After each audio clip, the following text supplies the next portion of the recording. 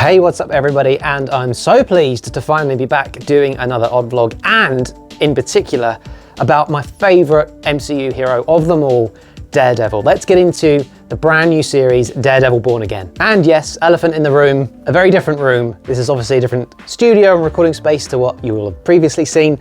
You'll get used to it. There's still some stuff to sort out. There's some boxes around down there and over there, and things aren't quite how they probably will end up. But anyway, forget about all of that. Let's focus on Daredevil. Naturally, with this show, I was always kind of a bit apprehensive that Disney was kind of gonna, well, Disney-fy it and turn what was probably, I think, the best thing that Marvel Studios had done when it was on Netflix.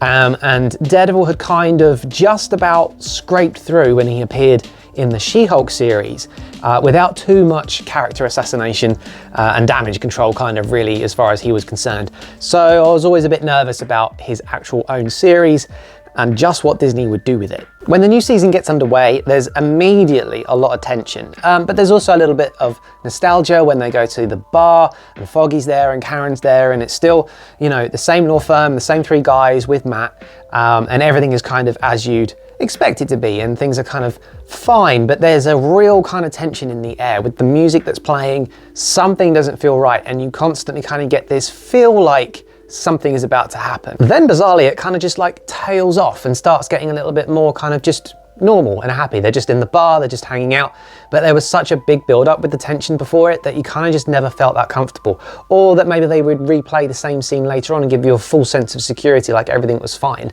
and that something would happen. And then of course something does happen, and that something is Bullseye. So he is actually back again for this series, and we see him pretty early on when essentially what he does is basically attack everybody in the bar, going after Matt, going after Foggy, and it's all a bit chaotic and a bit messy. So straight away we're into an action sequence, so it hooks you straight away, especially with that kind of like tense music at the beginning and kind of this feeling that things aren't quite right, and then all of a sudden Bullseye of all people appears, so immediately the stakes are really high. It's all kind of slightly tied in with this weird little part of the storyline where Foggy is basically got somebody who he's kind of hiding in his apartment, who's like a witness or something along those lines, and they think that Bullseye, they don't know it's Bullseye, but they think that, you know, whoever it is targeting this person that Foggy's been keeping in his apartment. So Matt goes off to obviously try and rescue this guy and sort of save the day, but it's a line that Foggy says that really hits home, and that is, "Didn't want to give you an excuse." And of course he's referring to the fact that Matt probably hasn't been Daredevil for a little while, and by kind of like not telling him that he was kind of hiding this this witness or whoever from harm and trying to make sure that he was okay, didn't tell him about like death threats and things like that. It was basically just making sure that Matt wasn't given a reason to become Daredevil again, which was obviously something that over 3 seasons and the Defenders season as well had obviously been very dark for him. So it was obviously Foggy trying to help him, but the line itself really cuts quite deep. But Matt then obviously goes off, and then you see him appearing in the Daredevil costume. Now it's at this moment that I'm completely thrown out of the storyline because the CGI is crap. Like, it's so awful. So immediately they've done exactly what Netflix never tried to do, which was to make it look like a crappy Disney show. The CGI threw me so far out of the plot and so far out of the story and out of the immersive experience that it was just so bad. I don't know what it is about Marvel. Their CGI is terrible now. It used to be so good in like the early days of the MCU, and it's just gone worse and worse and worse and worse. And this was just awful. Like watching Devil kind of like swinging from building to building in a very like Spider-Man way. And it's clearly not an actual person. It's clearly a CGI character. It looked god awful. So I was really gutted with that because Netflix never did any of that, which was why Netflix was good. They're street level heroes. They're not meant to be big screen superheroes. They're meant to be street level and gritty, not CGI gimmicks. So immediately, I was not happy about that. That actually ruined massively that opening sequence for me. The thing that just about pulls you back in as an audience is the fact that then, well, I actually screamed at the TV, shout out as spoiler alert, as Foggy gets shot. And that kind of like brings you back into the suspense of it a little bit. But if it weren't for the fact that the CGI had thrown you out of the story to start with, you wouldn't have had something so epic and dramatic to pull you back in. But inevitably it does happen. And yeah, Foggy gets shot. And the series then feels a lot darker than what you would have normally on Disney Plus. A lot of blood, a lot of screaming, a lot of angst, you know, a lot of stuff that's a little bit more edgy than what you usually see on Disney Plus. And then just to top that off, you then have the epic hallway fight scene, something that we saw in the Netflix shows that really was like a signature sequence. And every kind of show that was a part of those Netflix series had one of these hallway fights. I think they did it in She-Hulk as well, if memory serves. But, you know, it was just really, really good, very well done. There's still, at the beginning of it, when they're fighting in the bar, that looked very CGI heavy still, and you can just tell it's just not very good.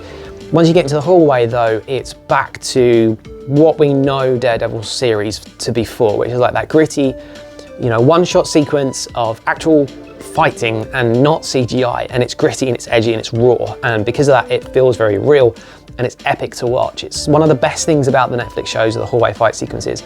So it's good to get one a little bit early. I think they probably tried to peak really soon and kind of draw you back in, knowing that they've gone really heavy on CGI at one part beforehand. They've then now tried to kind of like justify it by saying, oh no, hang on, this is still the Netflix show. It just isn't though. But the hallway fight sequence is good. It's not the best they've ever done, not by any means, but at least it was kind of like a throwback to what we're used to seeing as Daredevil fans. Cut to the end of that, spoiler alert, Foggy dies, it's all very dark.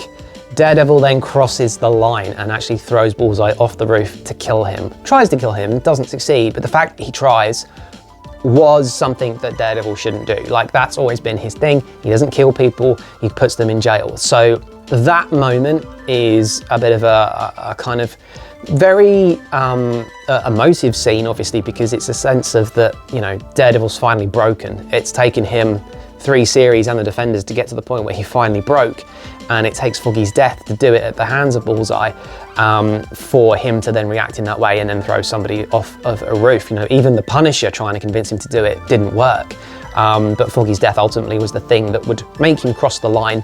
He also throws his helmet over the side of the building, and it's almost like you're saying, that's it, I'm done, I can't be Daredevil anymore, I've crossed this line, it's gone too far. In the end, he doesn't actually kill Bullseye anyway, who somehow manages to, again, survive something that should kill him. But anyway, then we cut to the opening sequence. So the opening sequence, the intro, the opening credits, whatever you want to call them, God, I hated it. It was so good on Netflix. It was one of the best intros to any series of any show, certainly that Marvel have done. It was brilliantly done on Netflix. And this, you can tell they've kind of like tried to use the same music, and it's going for the same vibe. It doesn't work. It was so disappointing, and immediately I was like, oh, really? You know, it's just, they've made it so much worse. Why couldn't they have just kept the one before? There was nothing wrong with it. It was perfect. But Disney being Disney, they probably just want to make it so that it feels like it's their own thing. But what difference does it make? All of the Netflix series are on Disney Plus. So why give it its own brand new opening sequence? Why couldn't you have kept something that was brilliant and instead make something really just subpar? Like, it was just, yeah, really, really anticlimactic. I was so looking forward to actually hearing the proper opening sequence and in the intro, the opening credits. And again, it just throws you out that immersive experience straight away, because immediately you're just feeling really flat, and it's very disappointing. We're then suddenly a year on in the story, and a year later, after Foggy has been killed, Bullseye is actually in court, and essentially he's being sentenced, and is sentenced to life imprisonment, and Matt Murdock is there to, not as a lawyer, but as a witness, to take the stand and give his testimony. And it doesn't take long before the judge turns around and basically just says that, yeah, Bullseye, you've murdered all of these people, you're going to go to prison and you're going to spend your life there. And off he goes, but I have a funny feeling that he's going to be back. I just don't think that was a one-off thing. I don't think it was a cameo. So we'll wait to see. But at the moment, he is incarcerated until further notice. By this point as well, we've also seen Kingpin has come back, Wilson Fisk. We've also seen Vanessa as well, has made an appearance by this point. So, you know, we're bringing back all of the original actors as well, which is really good. Makes sure that everything is nicely tied in. Again, these things that Disney have done which kind of throw you out of that loop, at least the actors are there to kind of pull you back in and make you feel like you're still watching the same show. But inevitably, just as there are in real life, with the use of CGI and it looking very different and different intro, there's also changes in the story for these characters. And Nelson and Murdock is no more, because of course Foggy has died. Now I thought it would have actually made more sense as a bit of a kind of like a mark of respect to have kept the law firm as it was and kept the name and not change it. But they changed it, and clearly Matt has now partnered with somebody else. And I can tell you from experience, a law firm merger is a lot of hard work. So clearly he's been busy over the last year trying to do all of that and has not been the Daredevil. He has not been putting on the costume. He has essentially stopped. So for that whole year, he hasn't been Daredevil anymore. And that's something that plays out later on in the show. On the same lines as well, Matt and Karen clearly haven't been talking over that year as well, because there's a lot of tension between them. They start arguing and bickering. They're not talking to one another. It kind of just is clear that they don't really see each other anymore. They don't talk to one another anymore. And without Foggy, they're just not even friends. In fact, I think Karen actually mentions that she's moved off to San Francisco, so she's not there anymore entirely. And has only just come back to see this court hearing for the guy who had killed Foggy. So that's a change as well. Karen's not really around anymore, and the law firm has changed too. So there are changes in there. And I think that the offices that this new law firm are using are what used to be Matt Murdock's apartment. Somebody tell me if I'm right or not, because that's what it looked like to me. Like, it's that same really sketchy looking brickwork and the big windows. Actually kind of reminds me of one of my first apartments. But anyway, it's definitely, I think, that setting as well. So kind of an Easter egg, but similarly and along the same lines, why did he move? But anyway, he clearly did. He's in a different apartment now, and I think the old one is being used for the law firm, which looks great, by the way. But as well as changes, there's something really, really big going on, and that is the fact that Wilson Fisk is now running for mayor. Now, this is obviously huge, but what was really interesting in the way that they portrayed it was the fact that it's very like in tune with the actual real world political climate at the moment, where you've got this guy running for this seat of power. He's a convicted felon. A lot of people know that. A lot of people obviously hate him for that. He's not suitable to run. But at the same time, and on the same measure, you also get the flip side where everybody loves him because he's kind of like a voice for the people. He's not just your typical politician. And because of that, he says the right things in order to get a bit of a following, essentially. And is that not just so true to real life for certain political people right now who are in power and have managed to win? So, you know, it's very in tune with all of that. And I felt like that was really, really relevant. So it's very well done. It wasn't overplayed either. It was quite subtle, but it was just an interesting kind of comparison. And it's true to the comics as well, because Wilson Fisk does become mayor in the comics as well. So it is true to that, but at the same time, really relevant to be playing that in this series right now. On the subject of Wilson Fisk as well, there's a brilliant exchange, a great sequence between him and Matt Murdock sitting down in basically a diner, face-to-face, and having a conversation, which is kind of weird when you think about it. If you'd gone back like 2 or 3 seasons in Daredevil, you couldn't ever imagine these two having a conversation.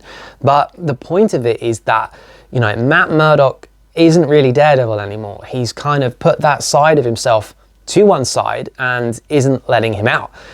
By the same measure, Fisk is putting Kingpin to one side and not letting him out. So both of them are trying to like keep this straight and narrow line and essentially stay in their lanes, but doing things right. So Matt knows that he's crossed the line, and he referenced that in his conversation with Fisk, essentially saying that he can't be Daredevil anymore because it went too far. Fisk, on the meanwhile, is basically saying, well, he's a legit politician now. He's not doing anything wrong. He's not doing anything corrupt. You know, there's no gang warfare going on behind the scenes. It's all above board, and he is there to try to make New York better. Now, which one of these two guys is going to break first is going to be a really interesting dynamic as the series unfolds. But ultimately, I think they probably both will. And I think Bullseye is obviously going to play a part in that. I don't really know how yet. Vanessa as well seems to be putting a lot of strings behind the scenes with what we suspect is still like the gangs and all this kind of thing. So there's just this little hint, something's not quite right, something's going to happen, and something is going to bring Daredevil back out of retirement once again. So there we go, that's episode 1. The scene is set, there is no Daredevil. Kingpin is essentially not Kingpin, he's just Wilson Fisk. He is the mayor of New York, and the way that the actual episode finishes is very cinematic. The way that the red lights are blinking on Daredevil's face on and off is very much referencing the fact that he's switching off this side of himself of not being Daredevil. But it's still there, and it's still possible that something is going to bring him out. It's also interesting the way that Fisk is actually standing on a rooftop looking down on New York as he's celebrating his win, with Matt Murdock then looking up. under this red light, this red hue that he's glancing in. It's almost as like the two characters are kind of swapped over. You've got Fisk, who's standing on the rooftop in the way that Daredevil used to, looking down on the city, almost wanting to protect it, while you've now got Matt Murdock looking up in the way that Fisk would have done as a criminal. So, you know, you've kind of just got this weird character flip going on. Both of them are pretending, I think, to be something that they're not. One of them is definitely a criminal, and one of them is definitely a hero, or a vigilante hero at least. So something is going to happen at some point. The scene is set, the stage is ready. Something is going to happen in this show to bring both of these characters back into who they're supposed to be. And on that terrible disappointment, it is time to end. So stay tuned. We'll do a full review for like episode 2 and 3, and then eventually 4, 5, 6, 7, 8. I don't know how many episodes there are. I think it's probably 8. So all of them will come. I will do them all either one at a time or 2 at a time. So do stay tuned for those. Thank you very much for watching. I'll see you guys in the next episode. The vlog is over.